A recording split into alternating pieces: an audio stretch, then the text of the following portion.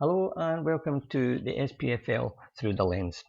I'm Peter and this is my first try at a YouTube channel looking at the SPFL games and going through the analysis side of it. A lot of fans mainly talk about their own team and then they'll give their sort of perception on their opposition and teams within the league, but don't really divulge into formations and tactics and sort of set plays and formations and stuff like that. So I've got about 7 years experience working as an analyst, performance analyst, mainly within the sort of championship clubs, first division clubs, and I started off with Rangers Academy where I learned a lot. So what I'm going to do is look through last weekend's game, Rangers versus Celtic, and go through my views on where Celtic were successful. I think we all seen that. Didn't see it, but we all seen how it turned out. So here goes.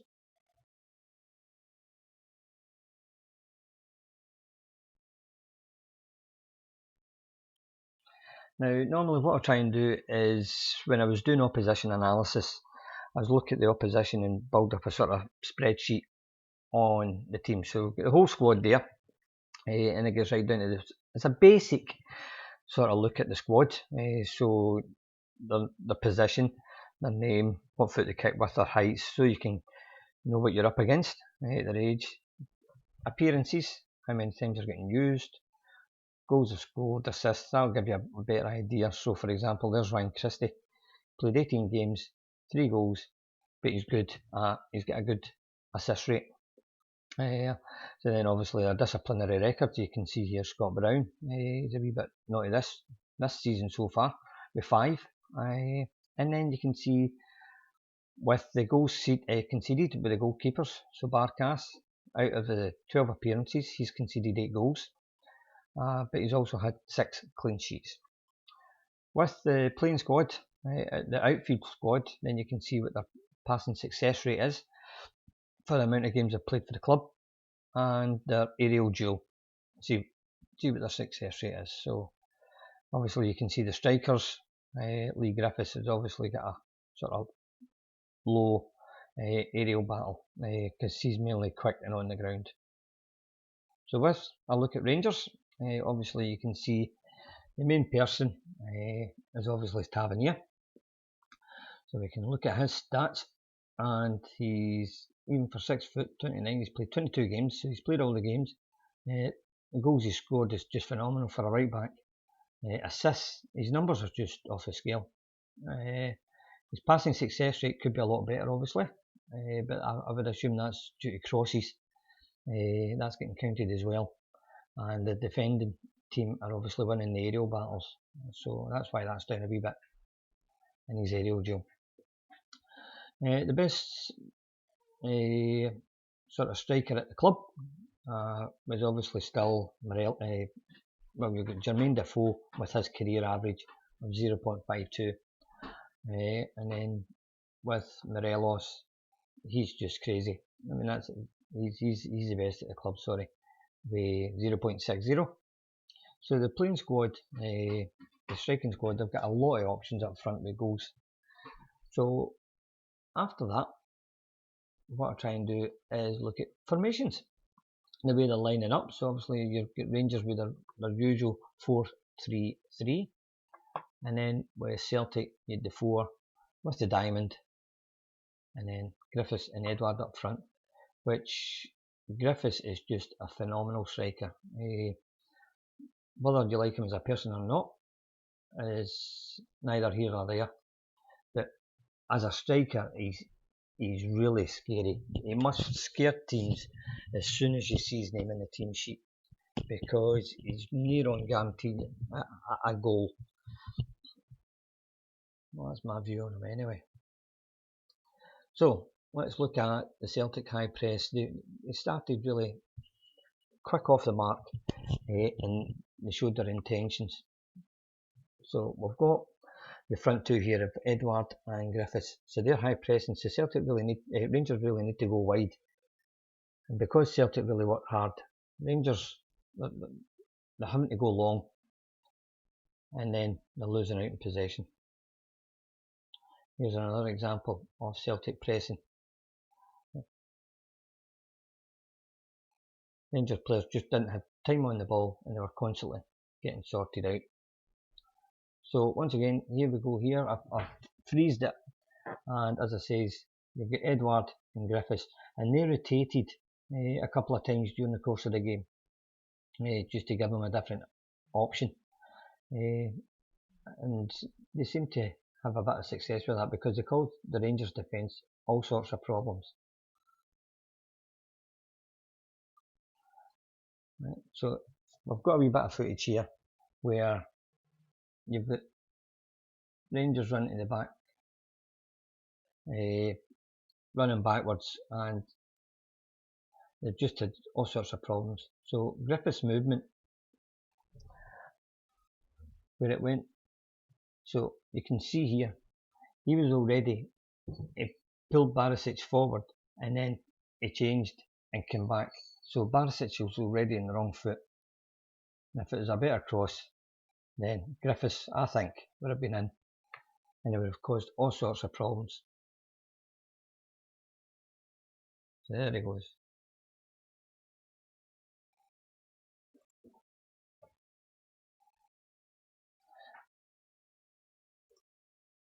So Griffiths made a lot of movement during the course of the game, and I think he done a lot of damage to Rangers' defence.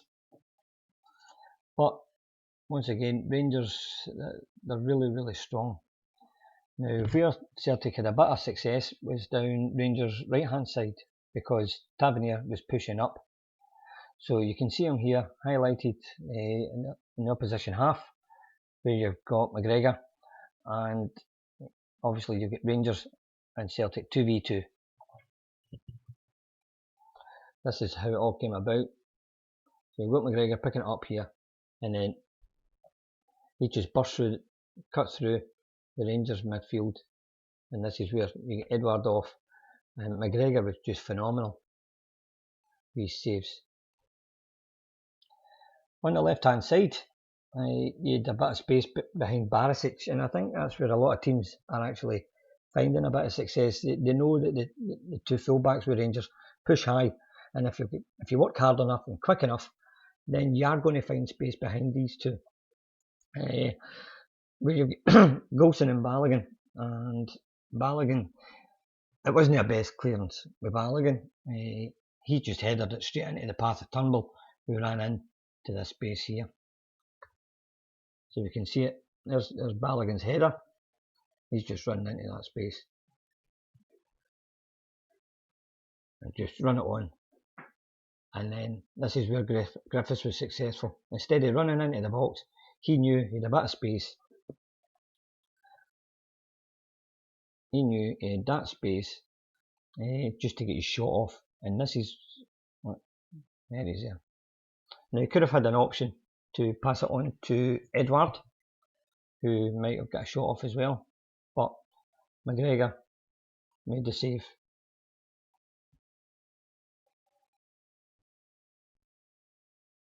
Once again, there you get Griffiths and Edouard. So with the Rangers defence, with the Celtic counter attack, and this is where with Tavernier, he was at the other side of the pitch.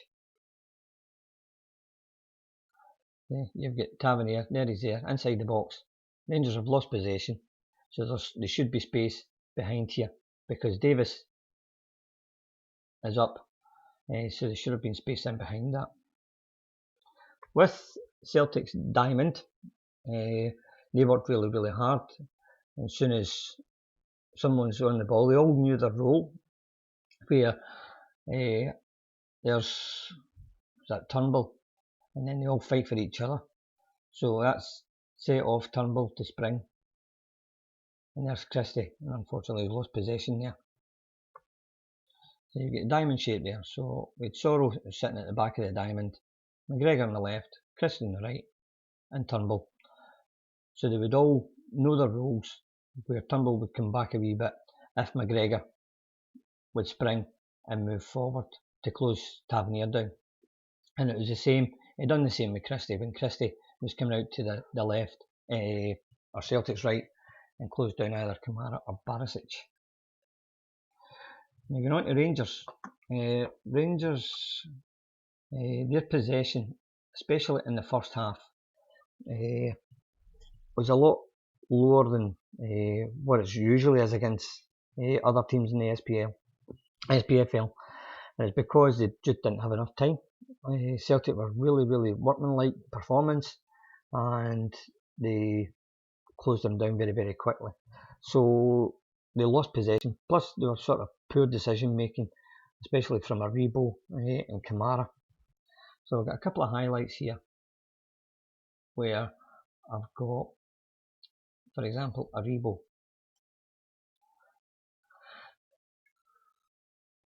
So there's Aribo. A loose pass again, lazy, not scanning, looking what's round about him. Now this is a great run by Kent. Helping out his defence by taking the ball away. So he's went right through the middle here. And it's a fantastic run. So normally you would get Tav there, he's just coming late now. So Aribo, bad decision. Instead of coming inside, he could have gave it to Tavernier and maybe got across and took it through there. So that is a bad decision, and I think that seemed to be his main course, main way of the game, all games. So it came. So Rangers have still got possession. They've won it back. So then we run on again. So Davis has picked it up in midfield. Roof, he's come deep. So then we have Kent again taking a run. He didn't, as far as I'm aware, he never done this as much as he should have. So Rebo trying to get the shot off, but he kept his position, and then Rangers started again. So that seems to be the main theme during the game, during the course of every game. They don't panic. They're a very good side, Rangers. They don't panic, and they'll just play it back and start again, because they know they've got the players and they know how now to win games, no matter how bad they play or how good they play. So you get Aribo out on the right, doing everything well here, passing out to Tav. One touch football. They've been really good at that this season. For the last few games, right enough, they've dipped in form. That's the perfect pass. That's the pass I would have made, and then it just goes from there. So, with regards to possession again, you've got Kamara. Got a lot of space out on the left, and then just lazy, easily done. Now, we can't finish the first half without talking about Alan McGregor's save. Now, this is just world class save. His positioning, and what I find funny is he actually claimed it was a corner. It was a goal kick because it hit the post. He didn't want to say that he put it onto the post, but what a save! The man is just phenomenal at goalkeeping for his age, for his agility to take it up there. Now I'm no a goalkeeper or a goalkeeping coach, but what a save that was. Now we're just going to have a wee look at it, where it came about, because we kind of start the second half, as I say, without having a wee look. So here we go. So it starts off with Sorrow. Now what a difference he's made to the team. Then it goes out to Christie. We'll get Frimpong. So Rangers are doubling up just to try and stop the cross, but it's all from Turnbull's movement. He brings it back once again. Aribo losing possession, slack passing, and then once again Griffiths. He's got that in his locker where he doesn't need to be in the box. He can be outside the box and just pull off a shot like that. So I think we'll all agree what a save that was. So we go into the second half, and let's look at the sending off. Everybody's got a different opinion, whether it's a sending off or not. I think it was, because he was the last man in the position in the play. Now we'll stop it there, because as I say, I'm not a goalkeeper or a goalkeeping coach. Now, I know if it was maybe like an Oliver Kahn, what's people's thinking? I know we're all talking about Christopher Ryer's position, but what's people's thinking? Could Barkas be now within his sort of 18-yard box? And if he was, with the ball rolling on, there's every chance he could have come out and cleared it. So, I don't really know. It's definitely a sending off, in my opinion anyway. There's no doubt about that. Because we look at the position, so the ball was played, as it's highlighted, into this area. Now, if Barkas was out slightly into his 18-yard box, there's a possibility he could have got to that, or at least put in a save, closed the angle, and then either it would have been a save or he could have cleared it. There's no way Aya, wherever he was highlighted, there's no way he would have got to that, because it's just too far off. I know he's quick, but there's no way. So, resulting in the free kick and the sending off, Rangers had a chance. Now, at half time, obviously, Steven Gerrard and his coaching staff, they must have had a chat with the players, but I think anyway that I don't think they needed to have much say, because players like McGregor and Tavernier, Davis, and I'm sure maybe Arfield would have come into a changing area. I think they would have let their feelings known, because they've been playing well all season. In the second half, they just seemed to be a lot quicker. Their passing was a lot sharper, and they closed down a lot quicker. So, going on to a free kick from the sending off. Excuse me. Rangers had a really good chance. If one of the, I think that's Balogun. I think he's put Goldson off here, because one of them should have got that.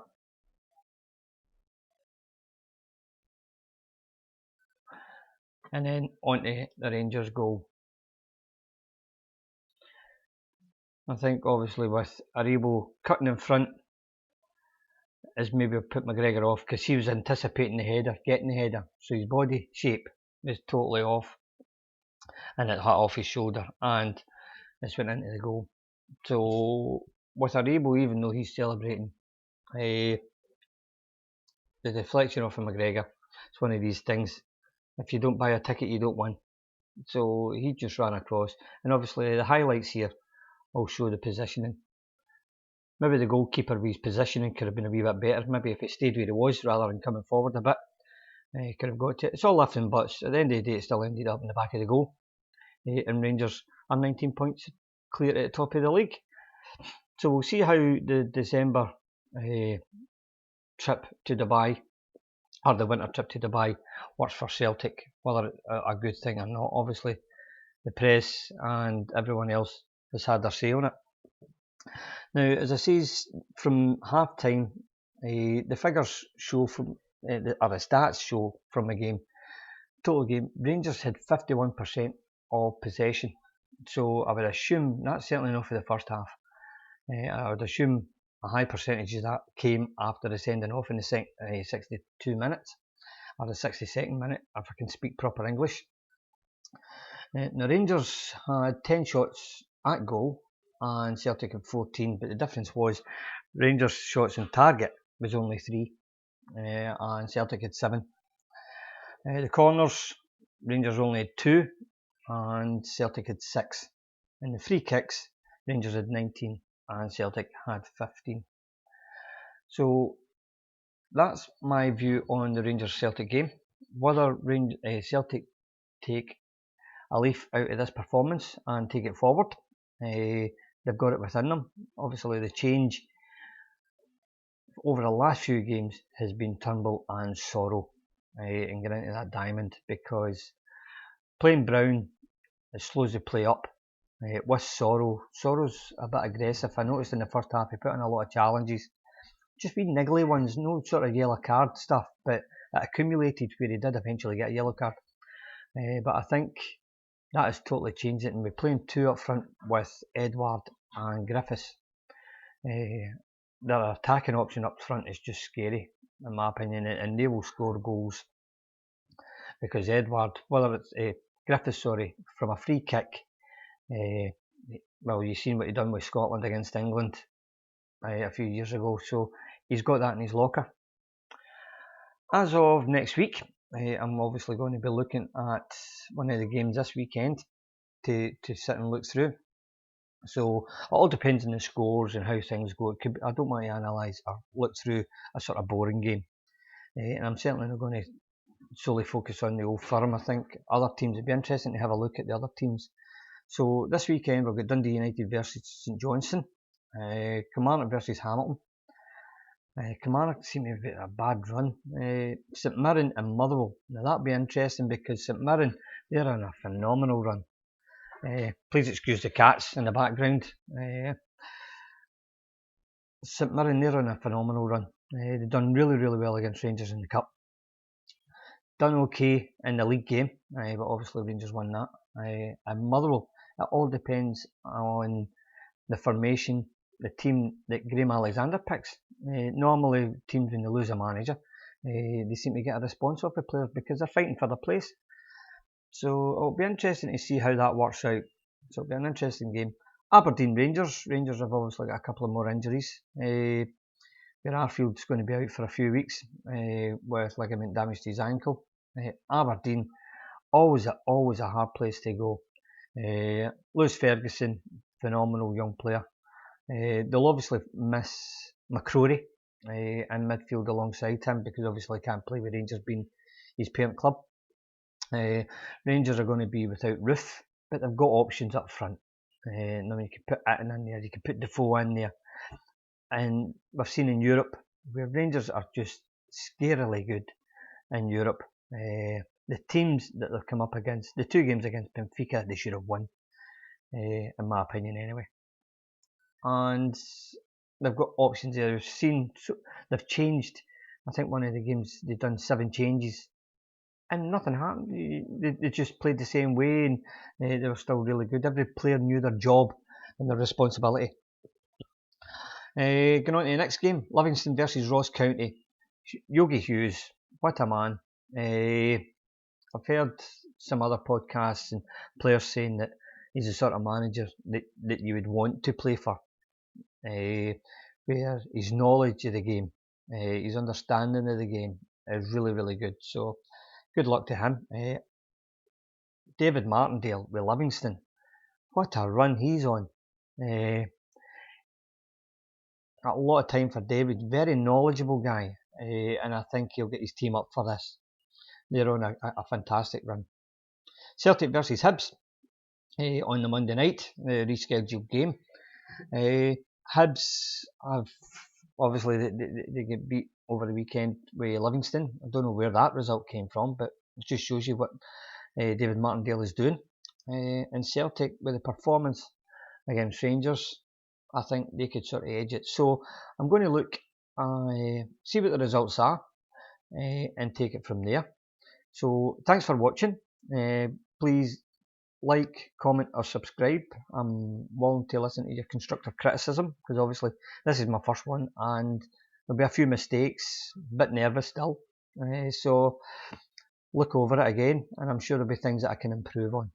So as I says, like, comment and subscribe and see you next week. Thanks.